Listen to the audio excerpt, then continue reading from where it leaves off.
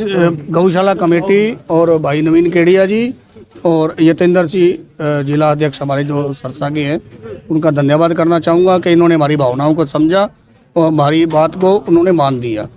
तो सुबह हम विधि विधान से उसी पुराने परिसर में भगवान शंकर को विराजमान करेंगे।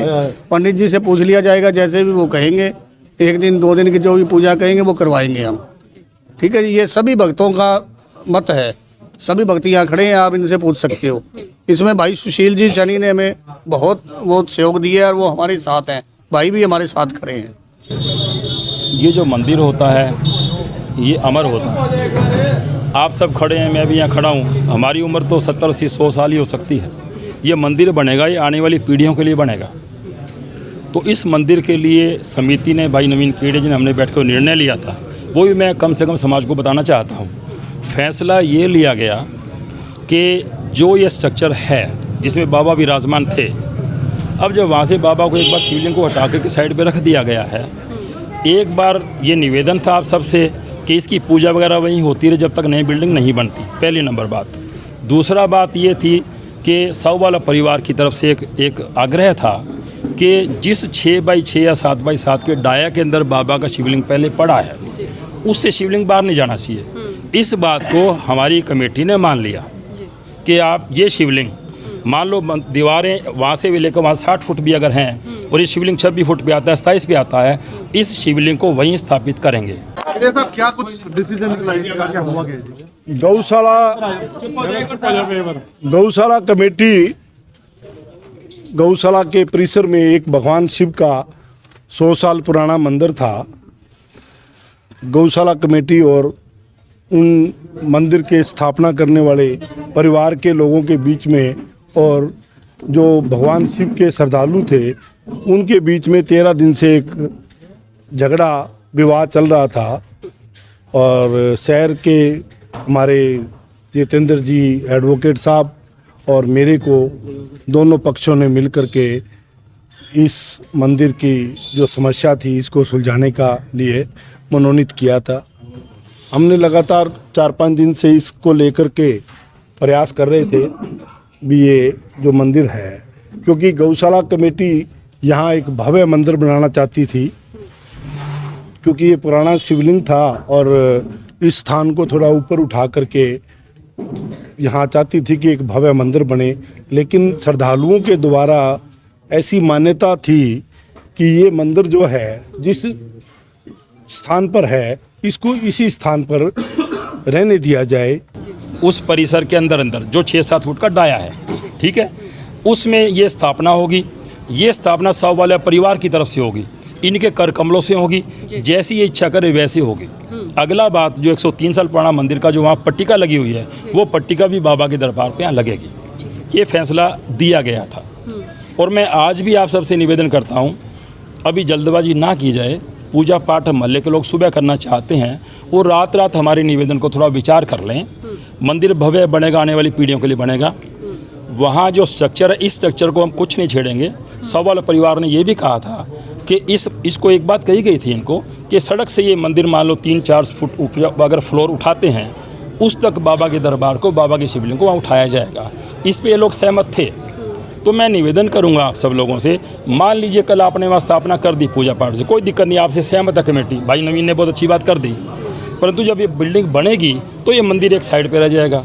मैं अब भी निवेदन करता हूँ हाथ जोड़ के आप सब लोगों से, इस पर विचार करें। रात अपने पास है, सुबह ये कमिटमेंट है कमेटी की तरफ से, गौशाला की तरफ से, हम सब की तरफ से, कि वो जो 6-7 फुट का जो गोला है जिसके अंदर बाबा विराजमान है, उस गोले से बाहर शिवलिंग की स्थापना नहीं होगी। अगली बात, इसके फर्श का जो फर्श का लेवल होगा वो लेवल ऊंचा किया जाएगा। साहू वाला परिवार अपने विधि विधान से, पूजा पाठ से उसकी स्थापना करेगा। और जब तक वहाँ बिल्डिंग बन रही है, अगर बाबा का दरबार आप कल वहाँ लगा देते हैं तो बिल्डिंग के दौरान वहाँ पे सोतरा का लेंटर पड़ना है, धूल मिट्टी उड़नी है, बजरी उड़नी है। मैं निवेदन करूँगा, बाबा में आस्थाएँ हम सब की हैं, तो बाबा एक बार जहाँ स्थापित किए गए हैं, हम जब तक ये भव्य रूप नहीं ले लेता तब तक उसकी पूजा पाठ वहाँ करते रहें। मैं आज भी ये निवेदन कर रहा हूँ। और उसके बाद जैसे आप कहेंगे। हाँ, एक बात और कही थी साहू वाला परिवार ने, उनकी तसल्ली के लिए जिस अनुमानित लेवल तक ये है वो अपना चबूतरा वहाँ तक उठा लें, हम कोई रोक नहीं कर रहे। उस चबूतरे से नीचे नहीं जाएंगे। वो चबूतरा साहू वाला परिवार उठा ले और जब वो समय आ जाए तब बाबा को विराजमान कर दे। मेरा साहू वाला परिवार से, वार्ड के वासियों से हाथ जोड़ के निवेदन है, इस भव्यता को बनाए रखें। हाँ, ये निश्चित है जो वहाँ कृष्ण और राधा जी की मूर्ति लगनी थी वो अपोजिट साइड पे लगेगी। इस साइड पे जहाँ बाबा हैं उस पे सिर्फ बाबा का परिवार ही रहेगा। मैं इतनी बात कहना चाहता हूँ।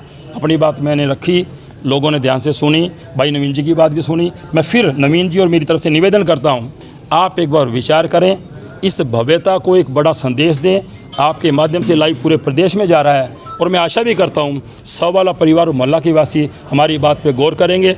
बहुत बहुत धन्यवाद। और इसको ऊपर नीचे ना किया जाए या इसको हलाया ना जाए।